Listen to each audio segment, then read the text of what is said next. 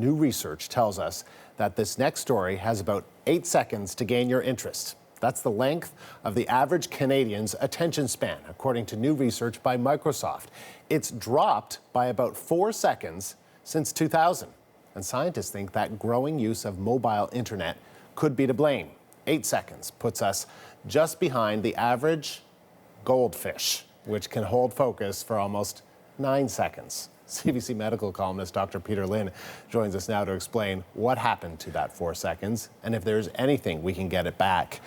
So, Dr. Peter Lynn, I don't want to disparage goldfish too much, but goldfish, come on, that sounds like a big drop to go from 12 seconds to 8 seconds in 15 years. I know, and that's the concern, is that it's about a 33% drop. So we lost about a third of our attention span. And if you think about it, in the olden days, what did we do? We had books, we had newspapers, maybe radio, then it was television, and then commercials during television, and then the internet, and then now you have this buzzing thing in your hand that can now, disturb you at any second. And we've seen people, right? You're sitting in a room full of people, the thing goes buzzing, and then all of a sudden everybody goes and grabs for their phone. So basically, we think that that's why there's a shortage of our attention span, and that will govern how they give us information, how they advertise to us, because they realize that they have to appeal to us slightly below a goldfish. What concerns you as a doctor about this? Well, when we began, it was only 12 seconds. So in 2000, all we had was 12 seconds worth of attention. And the reason for that is because if you think about an animal, it doesn't usually stare at anything. It's always looking around for things. So therefore, our inattention is actually us looking for danger. So in other words, if somebody walks past this way, you'll turn and look just to see, is there something dangerous? And that circuitry still stays within us. So the three things that we're looking for is there danger? Is there food, because that will help me survive, and is there a mate, and that will help keep the species going. So really, that's why we keep looking around, and that's why our attention span is so short to begin with.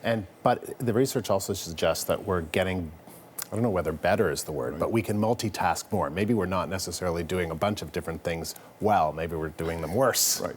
And that's what's happening, is that apparently about 80% of us are using two screens, for example. So a television and a phone, or a computer and a phone, or all of them at the same time. And you've seen kids, right? They've got their Facebook open, they've got a YouTube going, and they're working on their assignment of some sort. All these things going. And we used to think we're doing so well multitasking. That's a term from IBM.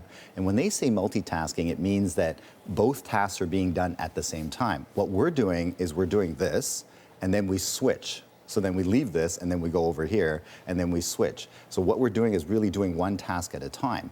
And that's why it's a problem, because when you switch, you've forgotten about this task. So that's why you're doing your emails, and then you look at your text, you send your text, you go back to your email, now you have to reread what you just wrote to figure out what you want to continue to say. So it actually slows you down and actually makes us worse at each of the tasks. Even though we feel like we're juggling all these things, we're actually doing worse at each one. So this is not necessarily a good thing. And you think that these devices here that we're all addicted to, it could be even rewiring our brain, possibly, right? And what could that mean? Well, what's going to happen is that our attention span will get shorter and shorter and shorter. And so the concern is, how can we rebuild that back up? Because if we don't rebuild that back up, how do we learn something? So it's good to notice things so that you get out of danger, but how am I going to learn anything if I can only look at, let's say, 5 seconds in 5 years from now? And so the thought is, can we get rid of some of this stuff? Can we actually turn some of these devices off, for example? And maybe what we need to do is get rid of some of the stimulation. So we started seeing people with the headsets to get rid of the noise. We see them going into darker rooms, so that there's no distraction. Remember the horses with the blinkers on? Maybe that's what we sort of need for now. So for now, maybe instead of just reading the headline, maybe read a little bit more of the story, for example, and use a larger screen, because then at least you have a chance of seeing something extra, and try and make your environment so that it's not so distracting along the way.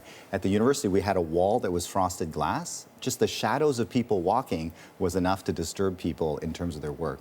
And finally, if you want to wipe your brain of anything, just try breathing. If you focus on breathing, in through nose, out through mouth, your brain is going, what's going on? Why all of a sudden he's thinking about breathing? Breathing's important. It will discharge everything else. So if you want to just stop for a moment, take in a couple of deep breaths through your nose, out through your mouth, and then you'll reset yourself, and then hopefully we'll be able to learn some more in the future. And when you're on vacation, turn this off, right? Yes. Turn At least it for off, parts put it of the away. day. Parts of the day. That's all right. Well, that was about 4 minutes. I wonder if we held people. What do you think? That's right. I couldn't remember what I was saying, actually. Dr. Peter Lynn talking to me about something, can't remember what.